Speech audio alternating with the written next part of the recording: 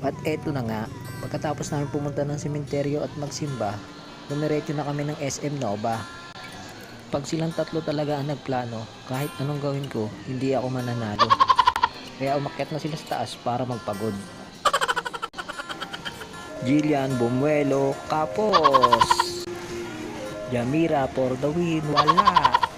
Jillian tumira uli. Pasok, may kasama pang foul.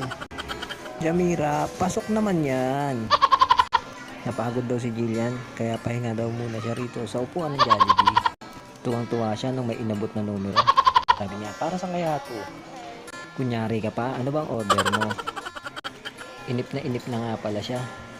Kasi mahigit 3 minuto na wala pa raw yung order niya. Nagre-reklamo na, gutom na raw sila ng ate niya. Pero biglang napangiti. Tuwang-tuwa at sinulit ang bawat sandali. Yung kaninang bighati, napalitan ng malaking ngiti. O ano pang hinihintay mo? Kain na. Napapasayaw pa sa saya. Siyempre, gagamit siya ng tinidor at kutsara. Para kunyari, mayaman daw siya. Ayan, unang subo, ubos agad. Di man lang nagalaw yung manok ah. Sa totoo lang, di niya kasi kayang kainin yan nang nakatinidor at kutsara. Kaya hindi niya napigilan, kinamay niya na. Bilis kumain na.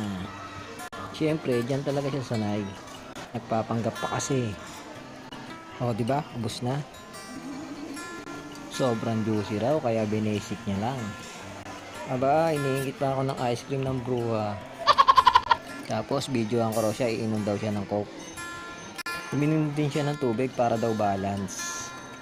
Di pa nakontento ang mag-iina, pumunta pa sa tindahan ng mga cake. Pipili lang daw sila para sa birthday ni Jamira. Pero iba yung tinuturo nila. Gusto raw ni Gilla ng ganito, tapos umuwi na kami. Itong isa, kala mo kung maglakad tagapagmana.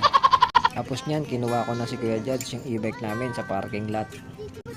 Ginabi na nga pala kami sa pag-uwi, pero sulit naman. Kasi nag-enjoy sila. Sulit na sulit talaga ang mga oras pagkasama mo ang mga taong nagbibigay sa iyo ng lakas. May mga bagay na hindi mo makukuha sa labas kung hindi ka nagtitiwala sa itaas. Sipagan lang natin ng sipagan, huwag nating hihintuan. Huwag tayong lalambot-lambot, ibigay agad natin ang buo nating lakas.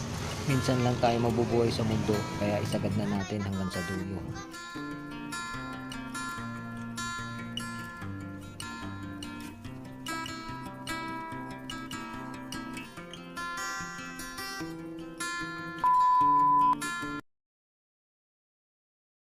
Shoutout nga pala kay paring Kasim by request.